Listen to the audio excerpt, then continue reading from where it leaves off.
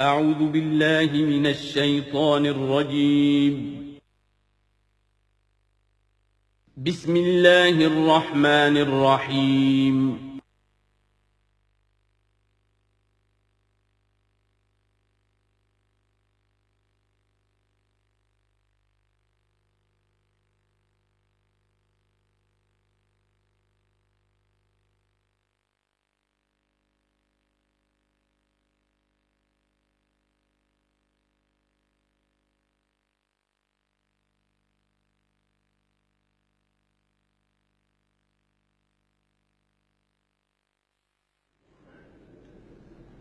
اما بعد فاعوذ باللہ من الشیطان الرجیم بسم اللہ الرحمن الرحیم حامیم والکتاب المبین انا جعلناہ قرآنا عربیا لعلکم تعقلون وقال تبارک وتعالی کما ورد فی سورۃ یوسف علیہ الصلاۃ والسلام الف لام را تلک آیات الکتاب المبین انا انزلناہ قرآنا عربیا لعلکم تعقلون وقال عز وجل كما ورد في سورة الزمر قرآنا عربيا غير ذي عوج وقال جل وعلا كما ورد في أول سورة الكهف الحمد لله الذي أنزل على عبده الكتاب ولم يجعل له عوجا صدق الله العظيم رب اشرح لي صدري ويسر لي أمري واحلل عقدة من لساني يفقهوا قولي۔ تعارف قرآن کے ضمن میں جو مباحث پہلی نشست میں مکمل ہو چکے ہیں اس میں ایک کمی رہ گئی تھی، اس کو پورا کر لیجئے۔ قرآن مجید کی 2 آیات کے بارے میں یہ روایت موجود ہے صحیح مسلم میں حضرت عبداللہ ابن مسعود رضی اللہ تعالی عنہ سے کہ سورہ بقرہ کی آخری 2 آیات حضور کو شب معراج میں عطا ہوئی ہیں، وہ زمین پر نازل نہیں ہوئیں بلکہ حضور نے آسمان پر پہنچ کر ان کو حاصل کیا ہے۔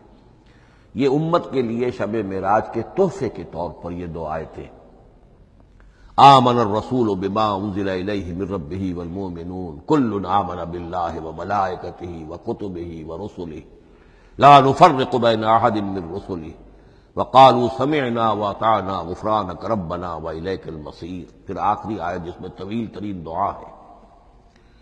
یہ 2 آیات جو ہیں مستثنیٰ کر لیجئے تو باقی جو ہے قرآن مجید وہ پھر پورا حجاز میں زمین پر نازل ہوا ہے محمد رسول اللہ صلی اللہ علیہ وسلم کے قلب مبارک پر۔ اب جو اگلی بحث ہے اس تعارف ہے قرآن کے ضمن میں، قرآن کی زبان کون سی ہے؟ یہ سب جانتے ہیں عربی زبان ہے، لیکن کون سی عربی؟ عربی کوئی ایک نہیں ہے۔ جیسا کہ آپ کو معلوم ہے کہ ایک زبان ہوتی ہے تو اس کے ڈائلیکٹس ہوتے ہیں۔ پنجابی زبان کے نہ معلوم کتنے ڈائلیکٹس ہیں، بنگلہ زبان کے نہ معلوم کتنے ڈائلیکٹس ہیں، پشتوں کے کتنے ڈائلیکٹس ہیں۔ عربی زبان کے اس وقت پورے عالم عرب کے اعتبار سے تو دیکھیے تو ہر ملک کا جو ہے اپنا لہجہ ہے اور ان کے اپنے انداز ہیں۔ تو خود نزول قرآن کے وقت بھی پورے جزیرہ نمائے عرب میں کوئی ایک زبان نہیں تھی، زبان ایک تھی لیکن اس کے لہجے مختلف تھے، الفاظ مختلف تھے۔ تو یہ جان لیجئے کہ قرآن نازل ہوا ہے حجاز کے بادیہ نشینوں کی زبان میں۔ وہ اصل عربی زبان حجازی قوم سمجھتی تھی، شہری زبان نہیں، دیہاتی زبان۔ یعنی کہ شہروں میں دوسرے ملکوں کے لوگ آتے جاتے رہتے تھے، خاص طور پر مکہ مکرمہ جو ہے وہ تو چونکہ ایک بہت بڑا تجارتی مرکز تھا۔ لإلاف قریش ایلافہم رحلۃ الشتاء والصیف فلیعبدوا رب ھذا البیت، ان کے قافلے جاتے تھے، آتے تھے، دوسرے تاجر بھی آتے تھے۔ تو ظاہر بات ہے کہ شہروں کے اندر تو پھر زبان جو ہے وہ مکسڈ ہو جاتی ہے، خالص نہیں رہتی۔ یہی وجہ ہے کہ قریش کے جو شریف گھرانے تھے، اونچے گھرانے تھے، وہ اپنے بچوں کو صحرا میں بھیج دیتے تھے کہ ان کی پرورش وہاں ہو، وہاں وہ خالص عربی زبان سیکھیں، ان کی زبان جو ہے پولیوٹڈ نہ ہو۔ تو بادیہ نشین حجاز کے، نجد کے نہیں، حجاز کے بادیہ نشین، ان کی زبان میں قرآن نازل ہوا ہے۔ یہ آیتیں اس سے پہلے بھی سامنے آ چکی ہیں سورہ زخرف کی، انا جعلناہ قرآنا عربیا لعلکم تعقلون، ہم نے اس اپنے کلام قدیم کو عربی زبان کا جامہ پہنایا ہے۔ انا انزلناہ قرآنا عربیا، یہ سورہ یوسف کی آیات، ہم نے اتارا ہے اسے قرآن عربی بنا کر، قرآنا عربیا لعلکم تعقلون۔ سورہ زمر میں قرآنا عربیا غیر ذی عوج، یہ عربی مبین میں ہے، صاف ستھری دھلی ہوئی عربی زبان جس میں کہیں کوئی ٹیڑھ نہیں ہے، کوئی ایچ پیچ نہیں ہے۔ اور یہی پھر سورہ کہف میں جو ایک ترانہ حمد اللہ نے ہمیں سکھایا ہے کہ میرے اس انعام عظیم پر میرا شکر ادا کیا کرو، تو کن الفاظ میں الحمدللہ الذی انزل علی عبدہ الکتاب ولم یجعل لہ عوجا۔ تو یہ عربی مبین جو ہے اگرچہ اصلاً ہے بادیہ نشین حجاز کے، البتہ یہ کہ عرب کے دوسرے قبائل کے بھی ان کی زبانوں کے بعض الفاظ اس میں آئے ہیں۔ اس سے آگے بڑھ کر یہ کہ بعض معرب الفاظ بھی ہیں، ہندی زبان کا کوئی لفظ اس نے عربی کا جامہ پہن لیا، فارسی زبان کا کوئی لفظ اس نے عربی کا جامہ پہن، وہ بھی قرآن میں بعض ہیں، استثناءات ہیں یہ، جیسے سنگ گل، یہ فارسی زبان کا لفظ ہے، سنگ گل، وہ سجیل بن کر قرآن مجید میں آ گیا ہے، حجارۃ من سجیل، یہ جو الم تر کیف فعل ربک باصحاب الفیل سورہ فیل میں ہے، سنگ گل کا سجیل بنا۔ اس طرح کے کچھ اور الفاظ بھی ہیں، لیکن یہ سمجھیے کہ ایکسیپشنز پروو دی رول، یہ استثناءات ہیں، قاعدہ اپنی جگہ پر قائم رہے گا کہ یہ حجاز کے بدوؤں بادیہ نشینوں کی جو زبان تھی اس میں قرآن نازل ہوا ہے۔ اس قرآن کے بارے میں، اس کی زبان کے بارے میں جو چند پہلو سامنے رہنے چاہیے، فصاحت اور بلاغت کی معراج،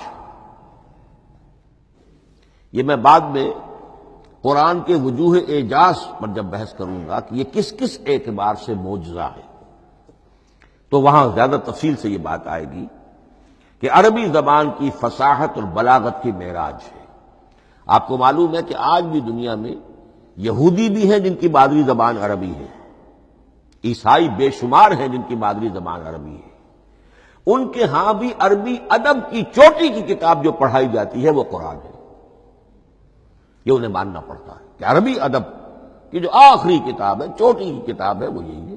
یہودی بھی پڑھائیں گے، جیسے آپ انگریزی زبان پڑھنی ہے سمجھنی ہے تو شیکسپیئر کے بغیر آپ کیسے سمجھیں گے، اب وہ تو ایک سٹینڈرڈ ہے۔ اسی طریقے سے یوں سمجھیے کہ عربی زبان عربی ہونے کے اعتبار سے کلام اللہ ہونا اس پر ان کا ایمان نہیں ہے، لیکن یہ کہ عربی زبان کے اعتبار سے اس کی فصاحت اور بلاغت کا لوہا وہ مانتے ہیں۔ پھر اس میں ایک خاص ملکوتی غنا ہے، ڈیوائن میوزک، صوتی آہنگ ہے، عذوبت ہے، مٹھاس ہے۔ لاہور میں ایک صاحب ہیں جو پروفیسر ہیں فونیٹکس کے پنجاب یونیورسٹی میں، وہ کہتے ہیں میں ثابت کر سکتا ہوں کہ جتنے بھی آج دنیا میں اصول ہیں صوتی، یہ خود اپنی جگہ ایک بہت بڑی سائنس ہے، اس کے اعتبار سے میں ثابت کر سکتا ہوں کہ بلند ترین موسیقی قرآن مجید میں ہے، ملکوتی غنا۔ اسی لیے قرآن مجید کو اچھی سے اچھی آواز میں پڑھنے کی تاکید آئی ہے۔ زینوا القرآن باصواتکم، قرآن کو اپنی آوازوں سے مزین کرو۔ اسی طریقے سے من لم یتغن بالقرآن فلیس منا، جو قرآن مجید کو اچھی سے اچھے طریقے پر پڑھنے کی کوشش نہیں کرتا وہ ہم میں سے نہیں ہے۔ اسی طرح کے واقعات بھی ہوئے ہیں۔ حضرت ابو موسیٰ اشعری رضی اللہ تعالی عنہ، وہ بہت خوش الحان تھے، تو ایک روز حضور سفر رات کے وقت کہیں گشت پر تھے، جا رہے تھے ان کے مکان کے قریب سے، تو وہ اس وقت رات کی نماز میں قرآن پڑھ رہے تھے، تو حضور وہاں کافی دیر تک کھڑے ہو کر سنتے رہے۔ ظاہر بات ہے کہ اس وقت کے مکان کیا ہوتے تھے، ایک ایک حجرہ ہوتا تھا، یہ کوئی کئی کنال کی کوٹھیاں تو نہیں ہوتی تھی کہ کیا پتہ چلے ان کے اندر کیا ہو رہا ہے۔ وہ تو حضرت ابو بکر کے مکان کے پاس سے گزرتے تھے تو ان کی تلاوت سنتے تھے، حضرت عمر کے مکان کے قریب سے گزرے ان کی تلاوت سنی، حضرت عمر بلند آواز میں پڑھتے تھے، حضرت ابو بکر بڑی پست آواز میں پڑھتے تھے۔ حضور نے پوچھا کہ تم ایسا کیوں کرتے ہو؟ حضرت عمر نے کہا میں اس لیے کرتا ہوں، زور سے پڑھتا ہوں کہ شیطان بھاگ جائے۔ حضرت ابوبکر نے عرض کیا کہ میں اس لیے پڑھتا ہوں کہ جس کو میں سنا رہا ہوں وہ سنتا ہے، اس کو بلند آواز کی ضرورت نہیں۔ حضور نے کہا کہ ابوبکر تم ذرا اونچی کر لو آواز، اور عمر تم ذرا پست کر لو، ایوریج میں لے آؤ۔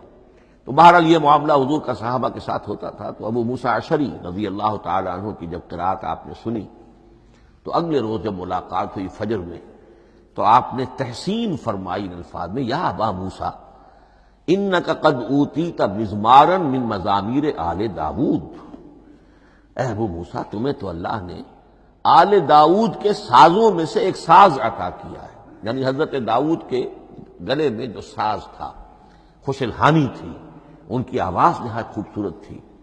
تو اسی طریقے سے اب وہاں کوئی مزمار سے مراد وہ نہیں ہے آلات موسیقی نہیں، گلے میں جو اللہ تعالیٰ نے رکھا ہے۔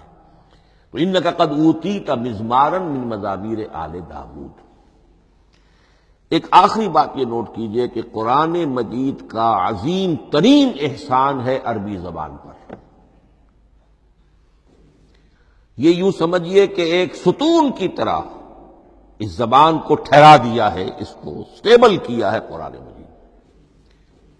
آج بھی پوری دنیا میں جسے عرب کہتے ہیں فصیح زبان، لغہ فصحی، وہ ایک یہ وہ قرآن ہی کی ہے۔ زبانیں بدلتی رہتی ہیں۔ اردو 300 سال پہلے کی دکن میں جب شروع ہوئی، وہ آج آپ پڑھ بھی نہیں سکیں گے وہ کیا اردو تھی ولی دکنی کی۔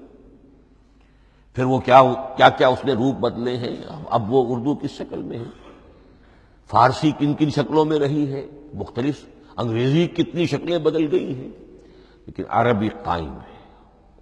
اس کے لیے جیسے کہ قرآن مجید میں آتا ہے کہ ہم نے پہاڑ زمین میں گاڑ دیے اس کو سٹیبلائز کرنے کے لیے، ان تمید بکم، تمہیں لے کر زمین ایک طرف کو جھک نہ جائے۔ تو جس طرح یہ پہاڑ جو ہیں سٹیبلائزنگ ایفیکٹ رکھتے ہیں اس زمین کے لیے، اسی طریقے سے قرآن سٹیبلائزر ہے عربی زبان کا۔ اس کے اندر جو ایک ٹھہراؤ اور جماؤ پیدا کیا ہے، یہ قرآن مجید کا احسان عظیم ہے۔ تعارف قرآن کے ضمن میں اگلی گفتگو، قرآن کے اسماء و صفات۔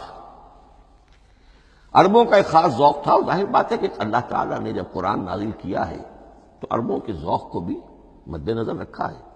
ان کا ذوق کیا تھا؟ جس چیز سے انہیں محبت ہوتی تھی اس کے وہ بہت سے نام رکھتے تھے۔ گھوڑے کے لیے ہزاروں لفظ مل جائیں گے آپ کو، شیر کے لیے 5000 الفاظ مل جائیں، تلوار کے لیے 5000 الفاظ مل جائیں، یعنی اس شے کی جو بھی صفت ہے اس صفت کے اعتبار سے ایک نام، کوئی اور صفت ہے اس صفت کو ایک اور نام۔ تو وہ صفاتی نام، اب جیسا کہ آپ کو معلوم ہے اللہ کے 99 نام صفاتی تو ہے نا، اللہ کی ایک صفت دوسری صفت اسی کے اعتبار سے اس کے نام ہیں۔ قرآن مجید کے اسماء علامہ جلال الدین سیوطی رحمۃ اللہ علیہ نے 55 شمار کیے، لیکن وہ بھی مکمل نہیں ہے لسٹ، اس لیے کہ اس میں ایک اہم نام برہان یہ شامل نہیں ہے۔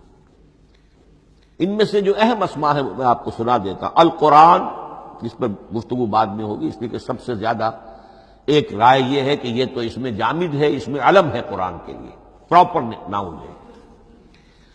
الکتاب، الذکر، الہدا، النور، الفرقان، کلام اللہ، الوحی، روحا من امرنا۔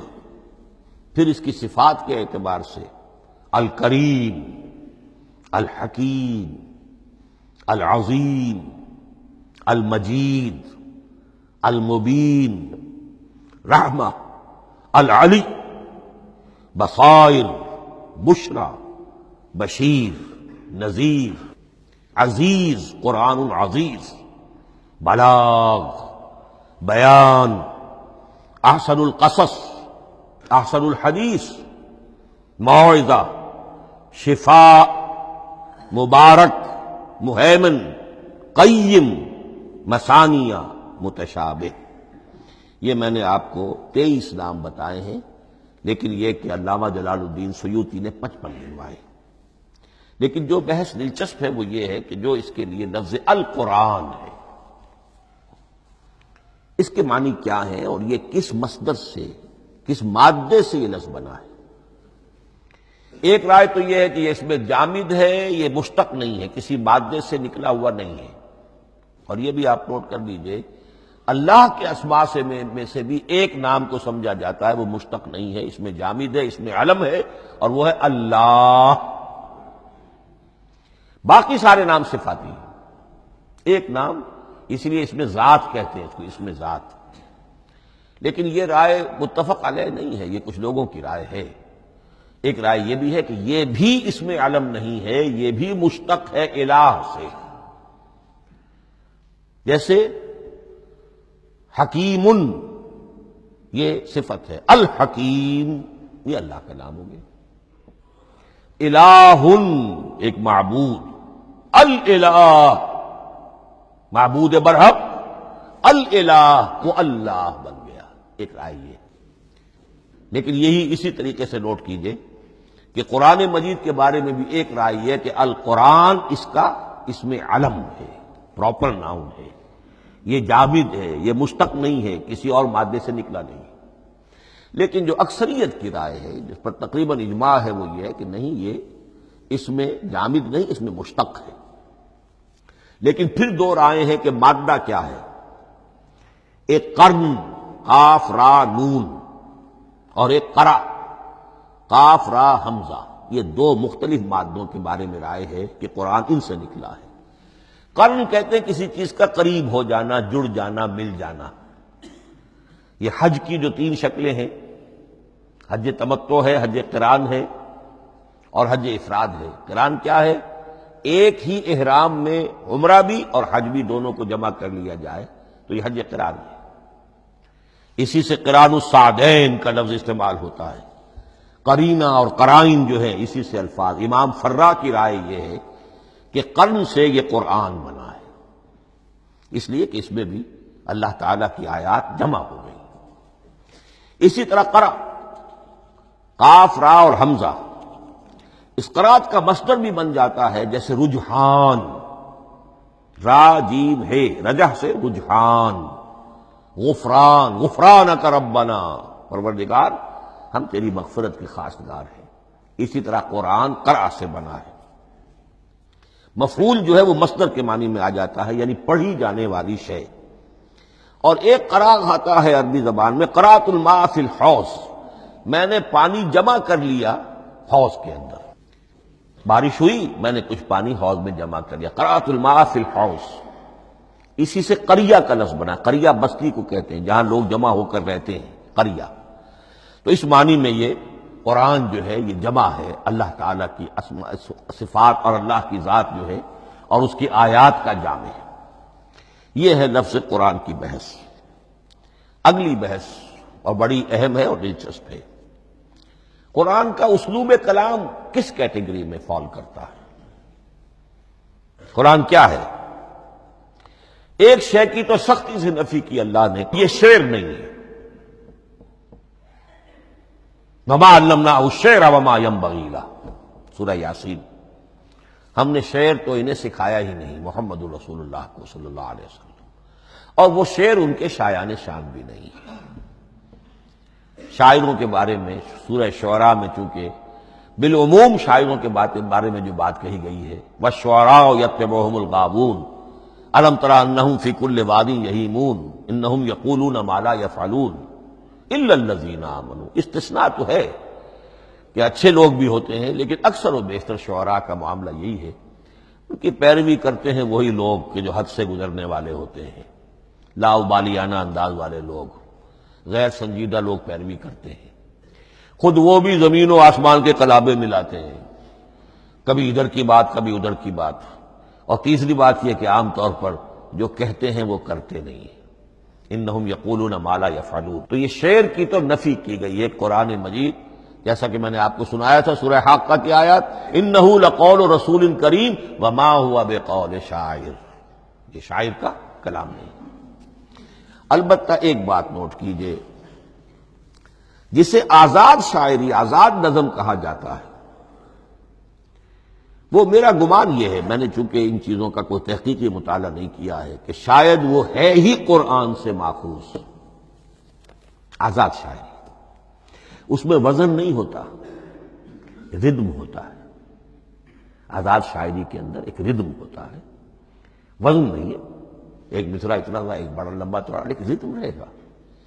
یہ جو آزاد شاعری، بلینک ورس جس کو آپ کہتے ہیں، میرا گمان یہ ہے کہ شاید دنیا میں اس کا رواج قرآن کے بعد ہی ہوا ہو، اور قرآن مجید ہی کی نقالی میں یہ صنف جو ہے ادب کی وہ ایجاد کی گئی ہو۔ واللہ عالم، میں یہ بات دعوے سے نہیں کہہ سکتا، گمان ہے میرا۔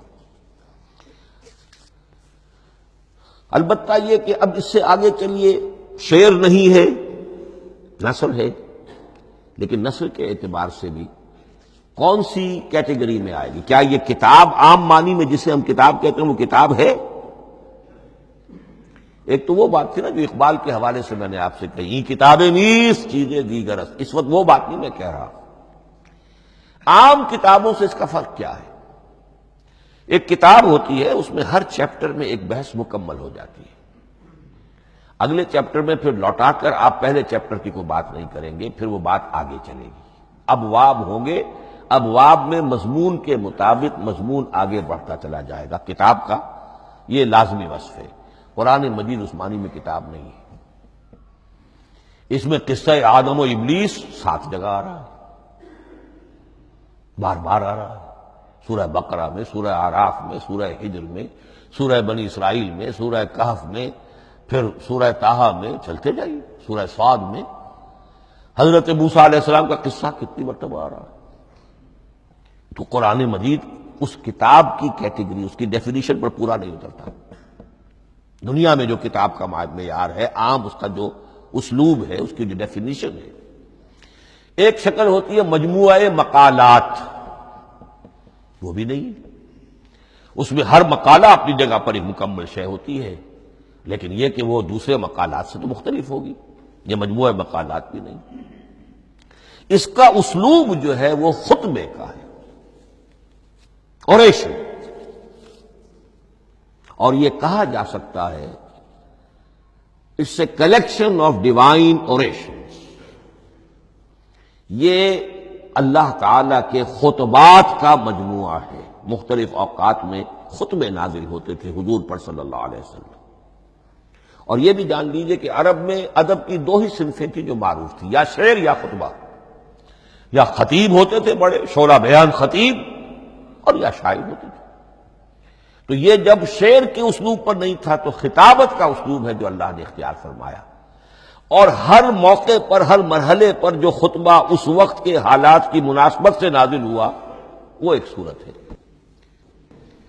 تو یہ ہے کلیکشن آف ڈیوائن اوریشنز، یہ اللہ تعالی کے مجموعہ خطبات الہیہ اسے کہا جا سکتا ہے، لیکن اس سے جو چند نتیجے نکلتے ہیں وہ نوٹ کرنے ضروری ہے۔ خطبے میں مخاطب اور مخاطب کے مابین ایک ریپور ضروری ہے۔ اگر کوئی مصنف بیٹا کتاب لکھ رہا ہے، اس کے سامنے کوئی سامع نہیں ہوتے، وہ تو اپنی مگن میں جو بھی خیال ہے اپنے دل میں وہ لکھ رہا ہے۔ خطبے میں سامنے ہوتے، اگر ان کے درمیان رپورٹ نہ رہے، ہم آہنگی نہ رہے، تو پھر وہ خطبہ غیر مؤثر ہو جائے گا، لوگ جو ہیں ان کو اونگ آنے لگے گی، وہ متوجہ ہی نہیں رہیں گے۔ تو ایک رپورٹ مخاطب اور مخاطب ان کے درمیان۔ دوسرے یہ کہ خطبہ کا ایک وصف لازمی یہ ہوتا ہے کہ ایک واقعاتی پس منظر ہوتا ہے پیچھے موجود۔ اب کوئی شخص ہے سیاسی تقریر کر رہا ہے، ایک خاص پس منظر موجود ہے، اس میں وہ ان چیزوں کی طرف حوالے دیتا چلا جائے گا، صرف وہ تفصیلات بیان نہیں کرے گا، اس لیے کہ وہ لوگوں کو معلوم ہے آج کے دور کا ایک واقعہ ہے، لوگوں کے علم میں ہے، لیکن کتاب میں آپ لکھیں گے تو پھر وہ پورا واقعہ بھی بیان کرنا پڑے گا آپ کو کہ یہ کب ہوا، کیسے ہوا، جس کا میں حوالہ دے رہا ہوں۔ لیکن خطبے کے اندر پس منظر جو ہے وہ موجود ہے، اور اس کے حوالے سے صرف جو اشارات اس کی طرف ہو جائیں گے۔ نمبر 3 یہ ہے کہ خطبے میں تحویل خطاب بہت ہوتا ہے۔ تحویل خطاب سے کیا مراد ہے؟ ابھی خطیب آپ سے بات کر رہا ہے، آپ سے مخاطب ہے، اور کسی وقت وہ فلاں کو جو یہاں موجود بھی نہیں ہے وہ نواز شریف صاحب کو خطاب کرنا شروع کر دے گا. بھائی نواز شریف تو یہاں نہیں ہے، لیکن خطاب انداز وہ تو تقریر مقرر ہے، سیاسی تقریر کر رہا ہے، نواز شریف کو چیلنج کر رہا ہے. نواز شریف یہ کر دو گے تو ہم یہ کر دیں گے، اور نواز شریف یہ تم غلط کر رہے ہو، یا بے نظیر تمہارا یہ معاملہ. ہاں بے نظیر تو وہاں موجود نہیں. صدر ایوب صاحب کو جو بھی گالیاں دی جاتی تھی تقریروں کے اندر، وہ خود تو وہاں موجود نہیں ہوتے تھے. تو اس میں تحویل خطاب نوٹ کرنا پڑتا ہے. ابھی کس سے بات ہو رہی تھی، ابھی کس سے بات ہو رہی. قرآن مجید میں آپ دیکھیں گے ایک آیت میں حضور سے خطاب ہے، اگلی آیت میں کفار سے خطاب ہے، اس سے اگلی آیت میں اہل ایمان سے خطاب ہے. تو تحویل خطاب جو ہوتا ہے اس کے حوالے سے نوٹ کرنا پڑتا ہے کہ اس وقت اس آیت کا جو رخ ہے کدھر ہے، اس میں کس کو خطاب کیا جا رہا ہے. چوتھی بات یہ ہے کہ خطبے میں صرف عقل سے اپیل نہیں کی جاتی، جذبات سے بھی اپیل ہوتی ہے. اسی لیے خطابی انداز کہلاتا ہے. خطابی انداز میں لوگوں کے جذبات سے بھی اپیل کی جاتی ہے. جبکہ آپ ایک مقالہ لکھ رہے ہوں گے اس میں جذبات کی بات نہیں آئے گی، ٹھنڈی ٹھنڈی عقلی باتیں، منطقی باتیں، دلیل صغرا کبرا جوڑیے، نتیجہ نکالیے، وہ لوگوں کے سامنے رکھیے، تصنیف ہے. لیکن خطبے کے اندر صرف عقل نہیں، جذبات سے بھی اپیل ہوتی ہے. اب یہ سارے اوصاف میں جو بیان کر رہا ہوں یہ سب قرآن مجید میں بتمام و کمال بدرجہ اتم موجود ہیں. اور آخری بات یہ کہ خطبے میں، اور یہ کہ یہ چیز مشترک ہے غزل میں بھی اور قصیدے میں بھی اور خطبے میں بھی، اس کا اول و آخر بہت جامع اور مؤثر ہونا چاہیے. اسی لیے مطلع مقطع یہ خاص طور پر ہوتے ہیں نا. مقطع میں آ پڑی ہے سکون دسترانہ بات، جس غزل کا مطلع جاندار ہے اس کو آدمی پڑھے گا، اور اگر وہ مطلع پھسپھسا ہے وہ باقی نظر پڑے گا ہی نہیں، چاہے آگے اس کے اندر بڑا عمدہ شعر بھی ہو وہ نہیں پڑے گا. مطلع ہی جو ہے بے جان ہے، پھسپھسا ہے. پھر مقطع آخری جو شعر ہو. تو قصیدے میں بھی یہ ہے اور خطبے میں بھی یہ ہے. یہی وجہ ہے کہ قرآن مجید کی صورتوں میں اکثر و بیشتر شروع کی آیات اور آخری آیات انتہائی اہم ہوتی ہیں، بہت جامع ہوتی ہیں، جن کو کہا جاتا ہے کہ یہ سور جو ہیں ان کی ابتدائی آیات، خواتین اور پہلی آیات. اب سورہ بقرہ کی آیات شروع کی، پھر آخری جو ابھی میں نے آپ کو سنائی. یہی آل عمران کا معاملہ ہے، کس شان کے ساتھ وہ اٹھ رہی ہے. یہی سورہ حج کا ہر جگہ پر آپ دیکھیں گے ابتدائی جو ہے خطیب اگر ایسی بات، ایسا انداز اختیار کرے کہ اپنے سامعین کی توجہ کو اپنی طرف مبذول کرا دے، اگر شروع کا انداز ایسا نہیں ہے تو وہ بات آگے بڑھے گی نہیں. آخری بات یہ کہ خطبے میں ہمیشہ یہ ہوگا کہ ایک مین سپیکر جو ہے اس کی ایک بات سامنے ہے کہ میں نے یہ بات اپنے سامعین کے ذہن میں بٹھانی ہے، لیکن دائیں بائیں کی باتیں کرے گا. کوئی قصہ بھی سنائے گا، کوئی شعر پڑھے گا، کوئی اور کوئی لطیفہ بھی سنائے گا. ہمارے ہاں کے جو بہترین خطیب جو ہوتے تھے وہ احراری حضرات جو ہے بہترین خطیب ہوتے تھے. اور آپ نے سنا مولانا عطا اللہ شاہ بخاری رحمۃ اللہ علیہ، ان کی تقریریں 6 گھنٹے تک لوگ سنتے تھے. وہ کبھی رلا بھی رہے ہیں، کبھی ہنسا بھی رہے ہیں. عام آدمی تنقید بھی کرے گا کہ یہ کیا ادھر ادھر کی باتیں کر رہے ہیں، لیکن وہ پھر جب آخری تقریر ہوتی تھی تو جب تقریر ختم ہوتی تھی، جو بات وہ ذہن میں بٹھانا چاہتے تھے، دل میں اتارنا چاہتے تھے، وہ بیٹھ چکی ہوتی تھی. باقی یہ کہ ادھر ادھر کی چیزیں جو ہیں وہ آکسیلری چیزیں ہیں وہ رہتی ہیں. یہ ہیں 6 اوصاف خطبات کے، اور قرآن مجید کے اندر بھی یہ اوصاف کم و بیش موجود ہیں. قرآن کا اسلوب خطبے کا ہے. اب اگلی بحث پر آئیے، قرآن مجید کی ترکیب اور تقسیم، سنتھیسس اور ڈویژنز. اب اس میں سمجھیے کہ کلام جو ہے اللہ کا کلام ہے.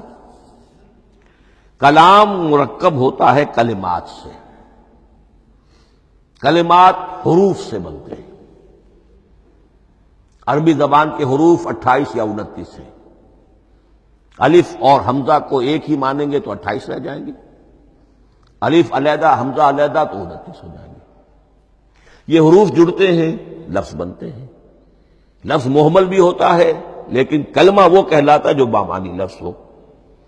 پھر ان کلمات کو آپ جوڑتے ہیں، یہ مرکب توصیفی بن گیا، مرکب اضافی بن گیا، مرکب عددی بن گیا، مرکب جاری بن گیا، پھر ان مرکبات کو جوڑ کر فقرہ بنتا ہے، جملہ بنتا ہے، کلام مفید جس کو کہا جاتا ہے۔ قرآن مجید کے اعتبار سے علامہ سیوطی نے مخصوص جو قرآن کی اصطلاحات ہیں ان کے حوالے سے ایک بات کہی ہے، لیکن واقعہ یہ ہے کہ قرآن کی اصطلاحات خود اپنی ہیں، دنیا کی دوسری کسی بھی اصطلاحات پر ان کو قیاس نہیں کیا جا سکتا۔ لیکن جاہز چونکہ قدیم تھے، انہوں نے قرآن مجید کو کہا یہ دیوان کی شکل رکھتا ہے، جیسے کہ حافظ کا دیوان، کسی اور کا دیوان۔ سورتیں جو ہیں وہ قصیدوں کی شکل میں ہیں،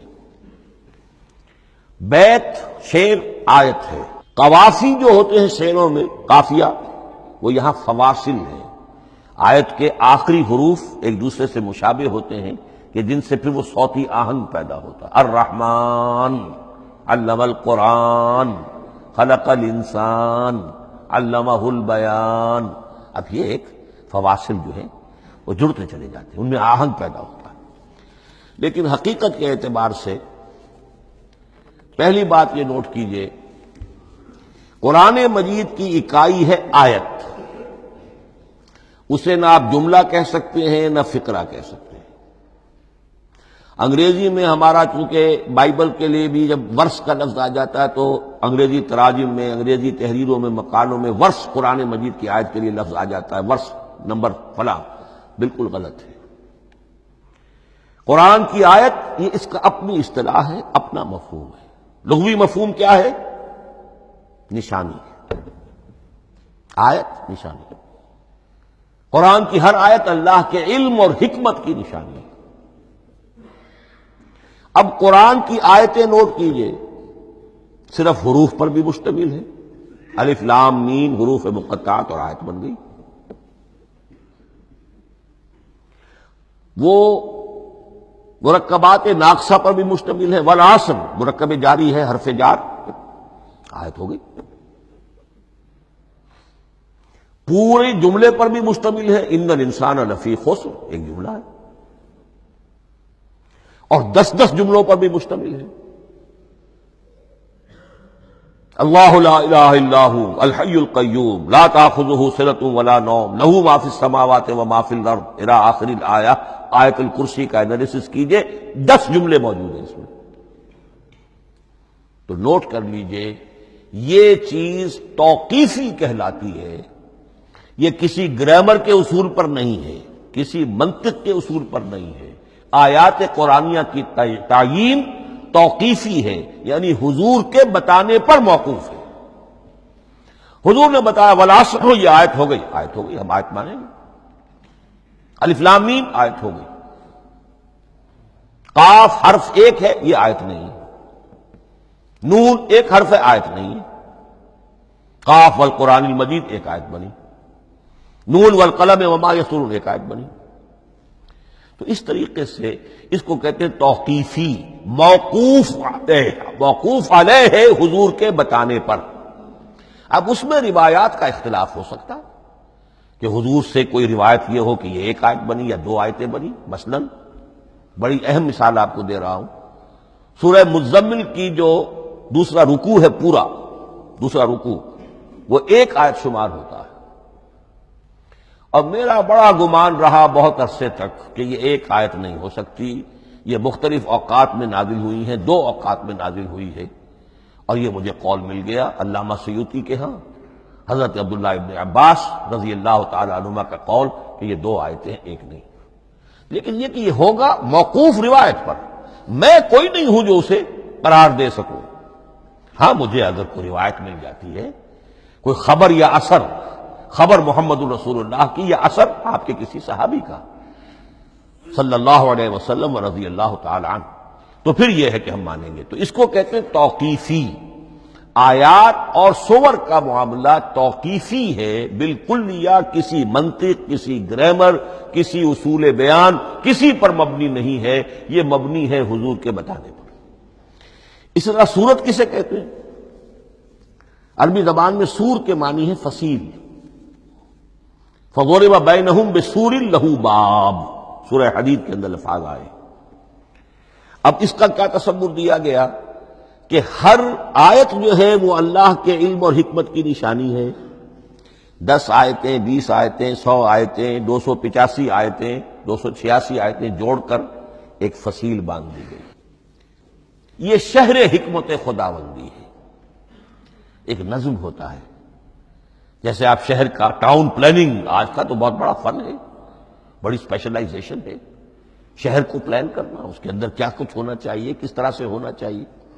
تو یہ سورت جو ہے یہ ایک یونٹ ہے قرآن مجید کی، اور اس کا جو لفظی معنی ہے فصیل، گویا کہ اس نے گھیرے میں لیا ہوا ہے ایک شہر معنی کو، علم و حکمت کے ایک شہر کے گرد یہ فصیل جو ہے پوری ہوئی ہے. اب اس میں نوٹ کر لیجئے جہاں تک، اچھا جیسے آیتیں چھوٹی بھی ہیں بڑی بھی ہیں، والعصر بھی آیت ہے، اور الف لام میم بھی آیت ہے، اور جیسا کہ میں نے عرض کیا آیت الکرسی بھی آیت ہے. اس طرح سورتیں چھوٹی بھی ہیں بڑی بھی ہیں. سورۃ العصر 3 آیتیں، سورۃ الکوثر 3 آیتیں، سورۃ النصر 3 آیتیں. 3 ہی سورتیں 3 آیتوں پر مشتمل ہیں. 3 سے کم پر کوئی نہیں، 2 آیات کی کوئی صورت نہیں ہے. لیکن آگے آپ چلتے جائیے، اس کی بڑی سے بڑی تعداد سورہ بقرہ جو ہے سب سے بڑی ہے.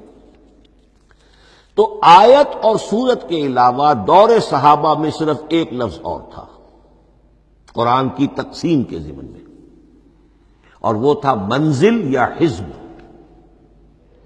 منزل یا حزب 7 منزلوں میں یا 7 احزاب میں قرآن کو تقسیم کیا گیا، تاکہ جو شخص قرآن مجید ایک ہفتے میں ختم کرنا چاہے، ہر شب میں اکثر و بیشتر وہ لوگ رات کو ہی رات کی نماز میں قرآن پڑھتے تھے، ایک منزل پڑھ لے تو ہفتے میں پورا قرآن ختم ہو جائے گا. یہ حزب بھی ہے اور منزل بھی ہے.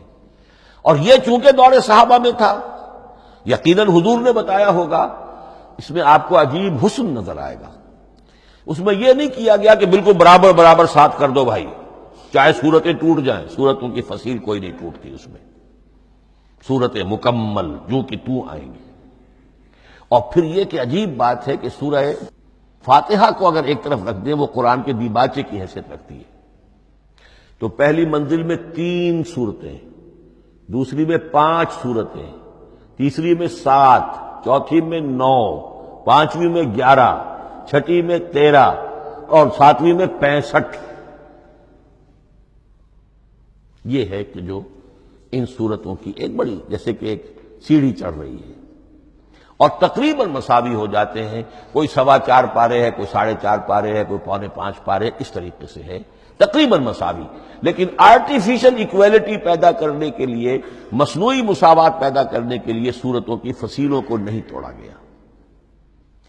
اس سے آگے چل کر جو پاروں کی تقسیم ہے وہ بہت بعد کی بات ہے، 30 پارے، اور اس میں آپ کو یہ ساری قباحتیں نظر آئیں گی. اس میں سورتوں کی فصیلیں توڑی گئی ہیں. سورہ ہجر ایک آیت ادھر ہے، باقی ساری سورت جو ہے اگلے پارے میں فصیلیں توڑ دی گئی. معلوم ہوتا ہے کسی شخص کے پاس جو قرآن تھا مصحف، اس نے صفحے گنے، 7 سے 30 سے تقسیم کیا اور برابر صفحوں کے اندر وہ پارے بنا دیے. لیکن بہرحال دور صحابہ میں پاروں کا کوئی ذکر نہیں تھا. یہ بات کی بات ہے، دور صحابہ میں آیت، سورت اور حزب. اسی طریقے سے طویل سورتوں کو جو رکوعوں میں تقسیم کیا گیا، یہ بھی بات کی بات ہے. لیکن یہ جو تقسیم کیا گیا ہے سورتوں کو رکوعوں کی شکل میں، 35 سورتیں تو قرآن کی ایسی ہیں چھوٹی ہیں جو ایک ایک ہی رکوع پر مشتمل ہے. آخری پارے کی 37 سورتیں ہیں، پہلی 2 کی جو 2 رکوع ہے، باقی سب کی سب جو ہے وہ ایک ایک رکوع شمار ہوتا ہے. لیکن رکوع کیوں کیے گئے؟ لمبی صورتوں میں سے اگر کچھ حصہ پڑھنا ہے نماز میں، سورہ بقرہ پوری تو نہیں پڑھ سکتے آپ ایک رکعت کے اندر، تو اس کا وہ حصہ پڑھا جائے جس میں ایک مضمون پورا ہو جائے، مضمون نہ ٹوٹے، تاکہ وہاں پر رکوع کرے آدمی کہ جہاں پر کہ وہ مضمون ایک اعتبار سے مکمل ہو گیا. تو رکوع سے رکعت ہے، رکوع ہے، اس رکعت کے اندر ایک حصہ اتنا پڑھا جائے تاکہ مضمون جو ہے وہ خوبصورت رہے اور اس کا سلسلہ برقرار رہے. یہ تقسیم بھی اگرچہ بہت ہی ایک بدنام شخص ہے ہماری تاریخ کا، حجاج ابن یوسف، یہ اس کی ہوئی تقسیم ہے یا اس نے کرائی ہے، بہرحال اس کی طرف منسوب ہے. اور یہ بات ماننی پڑتی ہے کہ بڑے گہرے غور و فکر سے تقسیم کی گئی ہے، الل ٹپ نہیں ہے، بلکہ اس کے لیے واقعتاً غور کر کے جہاں وہ مضمون ختم ہوتا ہے، کہیں کہیں آپ اختلاف کر سکتے ہیں اور آپ کو حق حاصل ہے، اس لیے کہ یہ چیزیں توقیفی نہیں ہیں، یہ حضور کی بتائی ہوئی نہیں ہے، نہ رکوعوں کی تفصیل۔ اب سعودی عرب میں جو قرآن مجید چھپ رہے ہیں ان میں حزب ہو گئے ہیں، یعنی ہر پارے کو پارے برقرار رکھ کر 8 حزب بنا دیے انہوں نے، 4 حزب بنا دیے اور پھر نصف حزب کر کے 8 حصے کر دیے۔ تو یہ چیزیں جو ہمارے ہاں رکوع تو پاروں سے ادھر ادھر ہو جاتے ہیں، پارا بدل گیا رکوع وہی چل رہا ہے، اس لیے کہ رکوع میں مضمون کو پیش نظر رکھا گیا ہے، جبکہ پارے میں مضمون کو نہیں سامنے رکھا گیا۔ تو رکوع کا معاملہ جو ہے چاہے وہ حجاج بن یوسف ہی نے کیا ہے، لیکن یہ کہ بہرحال وہ بہت صحیح ہے، اکثر و بیشتر کہیں کہیں آپ اس سے اختلاف کر سکتے ہیں۔ تو یہ تو اس کا ہم نے آپ کے سامنے رکھا سنتھیسس۔ اب اگلا موضوع ہے ترتیب و تدوین کیسے ہوئی۔ ان علینا جمعہ و قرآن، ہمارے ذمے ہے اس کو جمع بھی کرنا اور پڑھوانا بھی، اور پڑھوانے میں ترتیب آ جائے گی لازماً۔ لیکن یہ کہ ایک بات تو اس میں بالکل متفق علیہ ہے، جس میں کسی شک و شبے کی گنجائش نہیں، قرآن کی ترتیب نزولی اور تھی، ترتیب مصحف اور ہے۔ ترتیب مصحف میں سورہ فاتحہ کے بعد سورہ بقرہ ہے، سورہ بقرہ نازل ہوئی ہے مدنی دور میں جا کر، پھر سورہ آل عمران ہے وہ بھی مدنی ہے، سورہ نساء ہے وہ مدنی ہے، سورہ مائدہ ہے وہ مدنی، پھر آئی ہے سورہ انفال اور سورہ توبہ۔ یہ سورہ انفال تو مدنی نہیں، سورہ انعام اور سورہ اعراف یہ ہے کہ جو مکیات ہیں، یہ کہ بھی مکی دور کی بھی آخری زمانے کی ہے۔ ابتدائی جو مکی صورتیں وہ سب سے آخری حصے میں ہیں، 29واں پارہ اور 30واں پارہ۔ تو ترتیب نزولی اور تھی، ترتیب مصحف اور ہے، اس میں تو کسی شک و شبے کی گنجائش نہیں۔ لیکن ہمارے ہاں اہل تشیع نے اس چیز کو بہت اچھالا ہے۔ ان میں سے بعض گروہ ایسے ہیں جن کا کہنا یہ ہے کہ اصل قرآن جو ہے وہ ترتیب نزولی کے مطابق تھا، یہ ترتیب تو عثمان نے کر دی رضی اللہ تعالی عنہ۔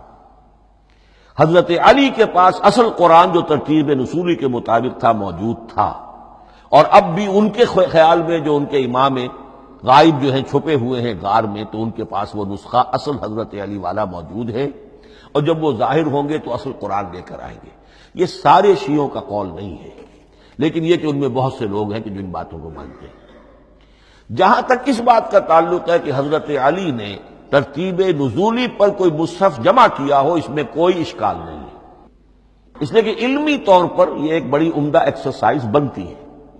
ایک زمانے میں میں بہت کوشش کرتا رہا ترتیب نزولی سے، اس لیے کہ ترتیب نزولی سے سیرت نبوی اخذ ہوتی ہے، پہلے کیا نازل ہوا، پھر کیا نازل ہوا، پھر کیا نازل ہوا۔ در حقیقت اگر آپ ترتیب نزولی سے قرآن مرتب کر دیں تو وہ سیرت النبی بن جائے گی۔ تو اس کو سمجھنے کے لیے ایک زمانے میں نے بڑی محنت کی ہے، لیکن ایک تو یہ کہ وہ یقین سے وہ باتیں ملتی نہیں ہیں، بعض روایات ہیں، لیکن یہ کہ پھر بھی آپ یقین سے نہیں کہہ سکتے۔ اکثر و بیشتر قرآن مجید میں لکھا بھی ہوتا ہے، ترتیب کے موٹی موٹی چیزیں معلوم ہیں نزولی ترتیب کی، لیکن یہ ہے کہ یقین کسی بات پر نہیں۔ تو پہلی بات یہ ہے کہ ہمارے نزدیک، اہل سنت کے نزدیک، اصل جو حجت ہے دین میں وہ ترتیب مصحف ہے۔ یہی ترتیب جو اس وقت مصحف عثمان کی ہے رضی اللہ تعالی عنہ، یہی ترتیب ہے لوح محفوظ کی، یہی ترتیب ہے ام الکتاب میں، یہی ترتیب ہے کتاب مکنون میں۔ اب اس کے سمجھیے کہ اس کی تدوین کن مراحل میں ہوئی۔ سب سے پہلے اس کے جو مراحل ہیں 3، خود نبی اکرم صلی اللہ علیہ وسلم کے زمانہ مبارک میں جمع اور ترتیب یہ ہو گئی، لیکن کتابی شکل میں نہیں، ما بین الدفتین نہیں۔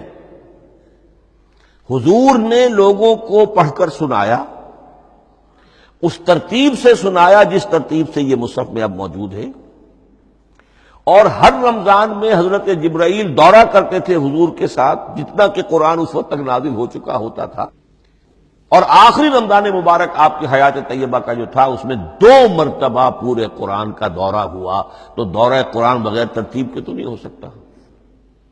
تو یہ ترتیب حضور کی ہوئی ہے، توقیفی ہے، اور حضور ہی نہیں اللہ کی ہوئی ہے۔ یہی ترتیب لوح محفوظ میں، کتاب مکنون میں اور ام الکتاب میں ہے، اور یہ ترتیب حضور دے کر گئے ہیں صحابہ کرام کو۔ حفاظ تھے، کتنے حفاظ جو ہیں جنگ یمامہ میں شہید ہو گئے، تبھی تو خیال آیا کہ اس کو کتابی شکل میں بھی مرتب کیا جائے، لیکن کتابی شکل میں جسے کہتے ہیں دو گتوں کے درمیان ایک کتاب مجلد، اس صورت میں جہاں تک میں تحقیق کر سکا ہوں اور جہاں تک ہمارے اکثر و بیشتر لوگوں کی رائے ہے، حضور کے زمانے میں یہ اس طریقے سے ما بین الدفتین، دو گتوں کے مابین ایک کتاب کی شکل میں قرآن موجود نہیں تھا، لوگوں کے سینوں میں محفوظ تھا، جیسے محمد الرسول اللہ کے سینے میں محفوظ تھا۔ ان علینا جمعہ، وہ جمع حضور کے سینے میں کیا اللہ نے۔ اسی طرح پھر صحابہ کرام بے شمار جو حفاظ تھے ان کے سینوں میں محفوظ تھا۔ دوسرا مرحلہ کب آیا؟ جب حضرت ابوبکر صدیق کے عہد خلافت میں جنگ یمامہ میں بہت سے حفاظ شہید ہو گئے۔ اب ایک تشویش پیدا ہوئی، ایسا نہ ہو کہ قرآن ضائع ہو جائے، لہذا اسے کتابی شکل میں مرتب کر لینا چاہیے۔ اس کے لیے پھر بہت سے صحابہ نے حضرت ابوبکر کو اپروچ کیا کہ جتنے قراء ہیں، جتنے کاتبین وحی ہیں، ان سب کو آپ جمع کیجئے اور جمع کر کے اس قرآن مجید کو ایک کتاب کی شکل میں جمع کر لیں۔ حضرت ابوبکر شروع میں بہت ریلیکٹنٹ رہے، ان کا ایک خاص مزاج تھا، اتباع رسول کا جذبہ انتہا درجے کا۔ جو کام حضور نے نہیں کیا میں کیسے کروں؟ اگر تو یہ کام واقعی کرنے کا تھا تو حضور کرتے، میں کیسے کروں؟ لیکن یہ کہ جب صورتحال بہت لوگوں کی طرف سے دباؤ پڑا کہ نہیں یہ کر لینا چاہیے، ان کے سامنے بھی حکمت آ گئی، تو پھر انہوں نے اتفاق کرتے ہوئے جتنے بھی کاتبین وحی تھے ان سب کی ایک کمیٹی بنائی اور ان کو کہا کہ اب اس قرآن کو مرتب کر کے ایک کتابی شکل دے دی جائے۔ وہ کتابی شکل حضرت ابوبکر کے دور میں ہو گئی۔ تیسرا مرحلہ کیا ہے؟ یہ کتابی شکل میں جب قرآن مجید آ گیا اور شروع میں یہ اجازت تھی کہ ہر قبیلے، ہر علاقے کے لوگ اپنے لہجے میں پڑھ لیں۔ اب پنجابی ہمارا مسلمان جو ہے وہ چاقو کو کاچو کہے گا تو وہ لکھے ہوئے کو بھی چاقو کو کاچو پڑھ کے نکلے جائے گا۔ تو مختلف لہجوں میں ہونے سے وہ ان کا جو ہے قرآن مجید بدل رہا تھا، کوئی کسی طرح پڑھ رہا ہے، کوئی کس طرح پڑھ رہا ہے۔ اب اس کی تشویش ہوئی حضرت عثمان کے زمانے میں، جب دور بہت پھیل گیا، اسلام کا دائرہ، دارالاسلام کی وسعت بہت ہو گئی کہ اس طرح اگر یہ لوگ پڑھیں گے اور اپنے اپنے لہجے کی وجہ سے اب اس لہجے میں شکل بدل بھی جاتی ہے لفظ کی۔ کاچو کو کاف الف چے واو لکھنا شروع کر دیں گے پھر کہ کاچو سنا ہم نے، تو چاقو تو سنا ہی نہیں۔ تو ایک نقشہ ہے چاقو لکھ رہا ہے اور ایک کاچو لکھ رہا ہے، تو چاقو اور کاچو میں فرق ہو گیا۔ لہذا اس وقت پھر جو کام کیا گیا وہ یہ کہ ایک ہی رسم تحریر، رسم کتابت، رسم الخط میں قرآن مجید کے نسخے تیار کیے گئے۔ اصل میں ایک بہت بڑا مغالطہ ہو جاتا ہے ہمارے جمعوں کے خطبوں میں، حضرت عثمان رضی اللہ تعالی عنہ کے نام نامی کے ساتھ وہ قوافی جو ہیں ان کی مناسبت سے جامع آیات القرآن عثمان ابن عفان رضی اللہ تعالی عنہ، غالب علی کل غالب علی ابن ابی طالب رضی اللہ تعالی۔ اب یہ جو جوڑتے ہیں قافیے، تو حضرت عثمان کے نام کے ساتھ یہ قافیہ جوڑ دیا، اس سے لوگوں کو مغالطہ بھی ہوا اور دشمنوں نے ایکسپلائٹ کیا کہ اس کا مطلب یہ ہے کہ قرآن تو جمع ہوا ہے حضرت عثمان کے زمانے میں، اور حضرت عثمان کے زمانے میں اور حضور کے زمانے میں کم و بیش 15 سال کا فصل تو ہو چکا، گویا کہ قرآن مرتب ہی ہوا ہے حضور کے انتقال کے 15 برس بعد۔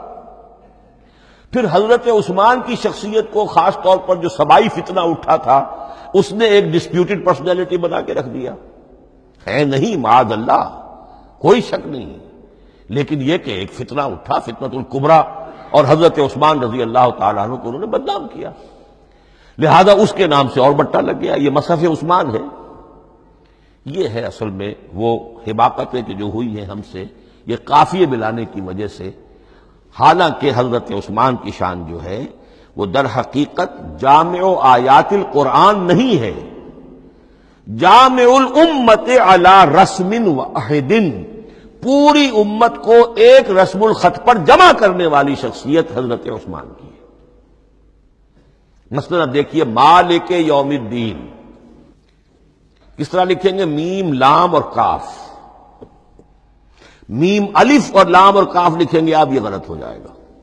میم پر کھڑا زبر ہوگا اور اس کو مالک پڑھیں گے، میم پر اگر کھڑا زبر نہیں ہے پڑا زبر ہے تو ملک پڑھیں گے، اور قراتوں میں یہ دونوں موجود ہے، ملک یوم الدین بھی ہے اور مالک یوم الدین بھی ہے۔ اگر آپ نے میم الف لکھ دیا ایک قرات نکل گئی، اب وہ اس میں آ ہی نہیں سکتی، وہ تو مالک ہی پڑھا جائے گا۔ یہ زیر زبر بھی جو لگے ہیں قرآن مجید میں، یہ بھی حجاج ابن یوسف کے زمانے میں لگے، اس سے پہلے نہیں تھے۔ اور یہ رموز و اوقاف، یہ آیتوں کے نشان اور یہ وقفہ بیچ میں، یہ بھی حجاج ابن یوسف کے زمانے کی چیزیں ہیں۔ ورنہ عربوں کے لیے تو ان کی اپنی زبان تھی، انہیں ان چیزوں کی ضرورت ہی نہیں تھی۔ آپ کو معلوم ہے پرانے زمانے کے جو منشی ہوتے تھے، انشا پرداز، وہ جب خط لکھتے تھے تو اس میں نقطے وغیرہ نہیں لگاتے تھے۔ جس کو خط لکھا جا رہا ہے وہ توہین سمجھے گا کہ شاید مجھے جاہل سمجھا کہ نقطے بھی لگا کے بھیجا جا رہا ہے خط پر، گویا کہ میں تو سمجھ ہی نہیں سکتا بغیر نقطوں کے۔ تو یہ جو ہے پرانے جو شکستہ خطوط لکھے جاتے تھے ان کا یہ انداز تھا، لہذا کوئی نقطے وغیرہ نہیں تھے، یہ بھی بعد میں لگے۔ تو ملک یوم الدین، مالک یوم الدین، اس کی رسم آئے گا میم لام کاف، کھڑا زبر ہے مالک یوم الدین اور ویسے پڑا زبر ہے ملک یوم الدین۔ یہ رسم الخط ہے جس پر کہ حضرت عثمان رضی اللہ تعالی عنہ نے پوری امت کو جمع کر دیا، اور اس کے نسخے تیار کرا کے، مختلف روایات میں آتا ہے 5 یا 7 نسخے تھے، ایک مدینہ منورہ میں رکھا اپنے پاس، اور اسی پر ان کے خون کے دھبے بھی ہیں، اور وہ نسخہ قرآن مجید کا اب استنبول کے اندر ہے، ٹاپ کاپی کا جو عجائب خانہ ہے، عجائب گھر ہے، جس میں جہاں نوادرات کے ساتھ ساتھ حضور کے بھی کچھ تبرکات اور جمع ہیں، وہاں وہ نسخہ موجود ہے۔ اس میں انگلی جو کٹی تھی حضرت نائلہ جو ان کی اہلیہ تھی، جب وار کیا گیا ہے حضرت عثمان پر، قرآن پڑھ رہے تھے، انہوں نے روکا اپنے ہاتھ سے تو ان کی انگلی کٹی اور اس کے خون کے قطرے جو ہیں وہ مصحف پر آئے۔ تو یہ وہ قرآن، پھر انہوں نے ایک مکہ مکرمہ میں، ایک دمشق میں، ایک کوفے میں، ایک یمن، ایک بحرین، ایک بصرہ، مختلف جگہوں پر وہ آفیشل ورشن قرآن کا صرف رسم الخط اسکرپٹ کے اعتبار سے۔ لیکن اب پھر نوٹ کر لیجئے، قرآن مرتب ہو چکا، مدون ہو چکا دور نبوی میں، لیکن کتابی شکل میں نہیں، سینوں میں محفوظ۔ دور خلافت ابی بکر میں وہ کتابی شکل میں لایا گیا، اور اس کے لیے پھر بحث ہوئی کہ اب اس کا نام کیا رکھا جائے۔ اس کے لیے کئی نام تجویز ہوئے، سفر بھی، انجیل بھی، وغیرہ وغیرہ، لیکن پھر اس کو حضرت عبداللہ ابن مسعود رضی اللہ تعالی عنہ نے اہل حبشہ سے استشہاد کرتے ہوئے مصحف نام رکھا، مصحف۔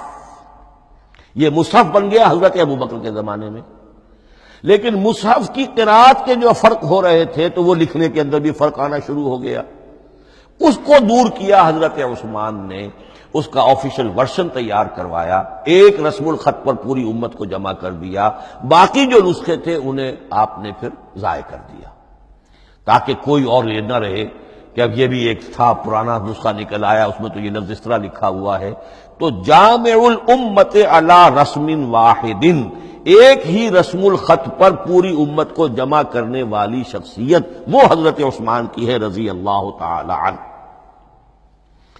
بہرحال یہ نوٹ کیجئے کہ یہ مرحلہ بھی حضرت عثمان کے زمانے میں، تو یوں سمجھیے کہ حضرت عثمان کا پورا عہد بھی آپ جوڑ لیں تو آپ کی جو شہادت ہے وہ تقریباً یوں سمجھیے کہ حضور کے انتقال کے وہ 25 برس بعد ہے، گویا ربع صدی کے اندر اندر حضور کے انتقال کے بعد، چوتھائی صدی کے اندر اندر سارے مراحل طے ہو گئے۔ یہی وجہ ہے میں نے شروع میں آپ کو بتایا تھا کہ پوری دنیا یہ مانتی ہے کہ آج جو قرآن مسلمانوں کے پاس ہے یہ ہے وہی جو محمد عربی صلی اللہ علیہ وسلم نے اپنی امت کو دیا تھا۔ یہ دوسری بات ہے کہ ہم سمجھتے ہیں کہ محمد عربی صلی اللہ علیہ وسلم کو یہ اللہ کے کلام کی صورت میں حضرت جبرائیل نے پہنچایا تھا، وہ اس کو نہیں مانتے، لیکن یہ حصہ اس کا ماننے پر مجبور ہے کہ وہ اصل قرآن اپنی اسی انٹیگریٹی کے ساتھ، اپنے پوری پیور، اس کا جو بھی ہے ٹیکسٹ پیور ہے، اور اس کی انٹیگریٹی میں کوئی شک و شبہ کی گنجائش نہیں ہے کہ یہ وہی شے ہے جو محمد نے اپنی امت کو عطا فرمائی تھی صلی اللہ علیہ وسلم۔ ایک آخری بات، چل میرے پاس 3 منٹ ہیں، یہ جو میں نے آپ کو ترتیب بتائی تھی قرآن کی، آیتیں، سورتیں، پھر حزب، اب اس میں ایک شے نوٹ کر لیجئے۔ آیت اللہ تعالی کے علم و حکمت کا ایک نمونہ ہے۔ آیتوں کو جوڑ کر جب سورت بنائی تو آیتوں کے اندر جو ربط ہے، اس ربط آیات سے ایک اور معنی، ایک اور حکمت کا دروازہ کھلتا ہے۔ جیسے موتی ہے، ہر موتی بڑا خوبصورت ہے، لیکن جس ترتیب سے آپ نے پرویا، اس کو دھاگے میں ہار بنایا، اس ترتیب سے اس کا حسن دوبالا ہو جائے گا۔ ہر موتی کا اپنی جگہ پر ایک حسن ہے، لیکن اس ترتیب کی وجہ سے اس کے حسن کا ایک اور پہلو ظاہر ہوگا۔ اسی طرح قرآن مجید کی صورتوں میں ربط آیات بہت اہم ہے۔ ایک مرکزی مضمون ہوتا ہے ہر صورت کا، مرکزی مضمون، عمود، اور اس کے گرد وہ ساری آیتیں اس طریقے سے گھوم رہی ہوتی ہیں، جڑی ہوئی ہوتی ہیں، جیسے کہ ایک دھاگے کے اندر پروئے ہوئے موتی ہوتے ہیں کہ جس کی جو ہار کی شکل اختیار کرتے ہیں۔ دوسری بات یہ، اکثر و بیشتر صورتیں قرآن مجید میں جوڑوں کی شکل میں ہیں۔ ایک مضمون کا ایک پہلو اس جوڑے کے ایک فرد میں، اور دوسرا پہلو اسی کا دوسرے فرد میں۔ جیسے معوذتین، 2 صورتیں ہیں، مضمون ایک یہ تعوذ، معوذتین۔ الزہراوین، سورہ بقرہ، سورہ آل عمران کو کہا گیا الزہراوین، حضور نے فرمایا 2 نہایت تابناک صورتیں، بڑی روشن صورتیں۔ جیسے آپ دیکھیں گے یا ایھا المدثر یا ایھا المزمل قم اللیل الا قلیلا یا ایھا المدثر قم فانذر، ایک ہی طرح کا اٹھان ہے، حضور سے خطاب ہو رہا ہے۔ سورۃ الضحیٰ، سورۃ الانشراح، یہ تمام جوڑوں کی شکل میں۔